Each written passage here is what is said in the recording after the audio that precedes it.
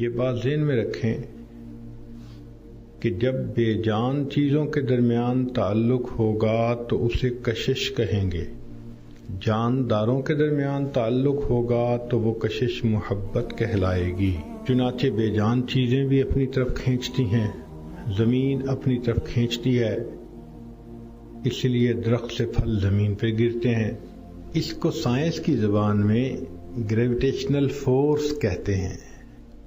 تو یوں سمجھیے کہ اللہ رب العزت نے لوہے اور مقناطیس کے درمیان محبت رکھ دی ہے۔ نباتات میں بھی ایک دوسرے کے ساتھ محبت، چنانچہ سائنس نے ثابت کر دیا کہ بعض پودے میل ہوتے ہیں اور بعض فیمیل ہوتے ہیں۔ میل پودے سے پولن اڑ کے جاتا ہے اور فیمیل پودا اس پولن کو لے لیتا ہے اور اس کے اندر پھل اور پھول بن جاتا ہے۔ گویا ان کے درمیان بھی خاص کشش ہوئی۔ اس کے بعد حیوانات، ان کے درمیان بھی یہ محبت ہوتی ہے۔ مثال کے طور پر اللہ رب العزت نے مچھلی کو پانی کے ساتھ محبت عطا کر دی۔ مچھلی پانی کے بغیر رہ ہی نہیں سکتی، مقولہ بن گیا۔ مومن مسجد میں آ کر ایسے پرسکون ہو جاتا ہے جیسے کہ مچھلی پانی میں آ کر پرسکون ہو جاتی ہے۔ تو اللہ رب العزت نے رحمت کے 100 حصے کیے، ایک حصہ ساری دنیا کی انسانوں میں، حیوانوں میں، چرندوں پرندوں میں تقسیم کیا گیا۔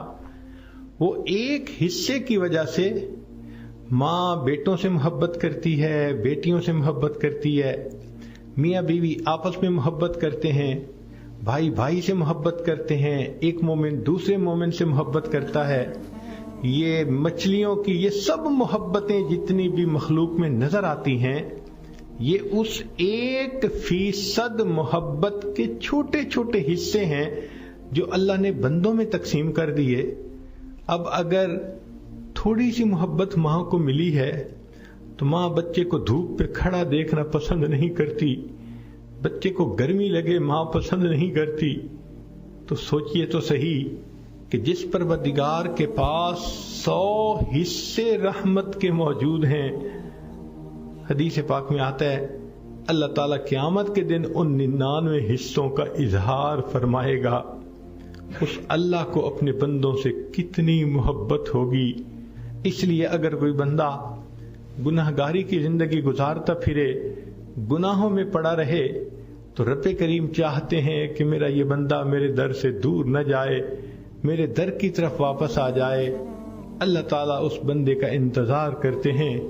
علماء نے لکھا ہے ماں اپنے بچھڑے بیٹے کا اتنا انتظار نہیں کرتی جتنا اللہ رب العزت اپنے بگڑے ہوئے بندے کا انتظار فرماتے ہیں۔ حدیث پاک میں بتلایا کہ ایک آدمی اونٹنی پہ سفر کر رہا تھا، اونٹنی کے اوپر کھانے پینے کا سامان تھا، صحرا کا سفر تھا۔ ایک جگہ پر وہ تھوڑی دیر آرام کے لیے رکا، نیند آ گئی، آنکھ کھلی تو دیکھا کہ اونٹنی غائب ہے۔ بڑی ڈھونڈنے کی کوشش کی، اونٹنی نہیں ملی، حتیٰ کہ اس کو یقین ہو گیا کہ اس صحرا کے اندر میں ایڑیاں رگڑ رگڑ کر مر جاؤں گا، ڈی ہائیڈریشن میری ہو جائے گی، نہ کھانے کی کوئی چیز ہے نہ پینے کی ہے، پیدل چل کے میں صحرا کو عبور کر نہیں سکتا۔ اب اسی غم اور پریشانی میں اس کی جو آنکھ تھوڑی دیر کے لیے لگی تو اس نے جب آنکھ کھولی دیکھا کہ وہ اونٹنی اپنے ساز و سامان کے ساتھ کھڑی ہے، تو خوشی میں اس کی زبان سے یہ لفظ نکلے، اللہ میں تیرا اللہ، تو میرا بندہ۔ حدیث پاک میں آتا ہے کہ خوشی اتنی تھی کہ وہ الٹی بات کر گیا، کہنا چاہتا تھا تو میرا اللہ، میں تیرا بندہ۔ تو نبی علیہ السلام نے فرمایا کہ جس طرح اس بندے کو اونٹنی کے ملنے پہ اتنی خوشی ملی، جب کوئی بندہ گناہ سے توبہ کرتا ہے اللہ رب العزت اس بندے سے اس سے بھی زیادہ خوش ہوتے ہیں۔ تو آج کی اس مجلس میں ہمیں چاہیے ہم نے جتنے بھی گناہ کیے ہم اللہ رب العزت کے دروازے پہ آ جائیں اور اللہ سے اپنے گناہوں کی معافی مانگ لیں.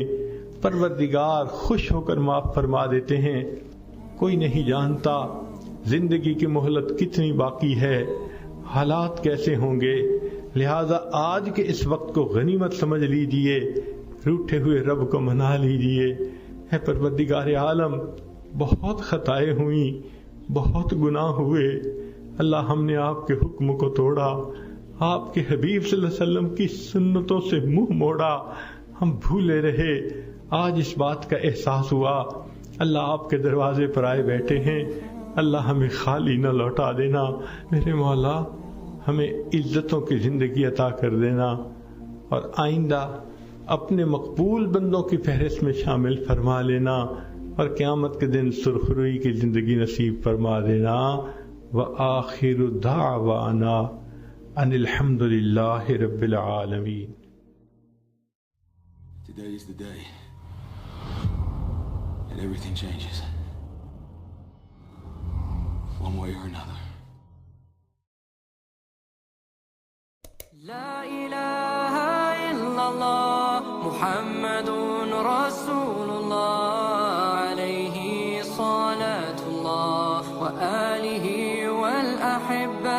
La ilaha illallah Muhammadun Rasulullah alayhi salatullah wa alihi